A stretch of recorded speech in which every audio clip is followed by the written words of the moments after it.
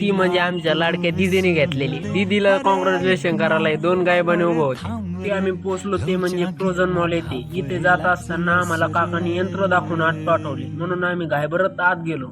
मग काय आम्ही आत गेल्यानंतर नुसता धिंगाणा खेळणार हे आम्हाला माहितीच होतं. ऑटोमॅटिक सीडीनं आम्ही पोचलो ते म्हणजे दुसऱ्या फ्लोअरवरती जाऊन आमच्यासारखे प्रोझन मॉलला आल्यानंतर फक्त जातात ते म्हणजे सदर बाजार. सरळ बाजार म्हणजे गरीबो की बस्ती. या बस्तीत चालले मोठाले हस्ती खाली गेल्यानंतर मग काय काकाने हाकलून दिल्यामुळं डबल चाललोय वरती. मग काय काकाने आम्हाला लहान लेकरू समजून हाकलून दिलं, म्हणून आलोय लहान लेकराच्या खेळणे खेळायला.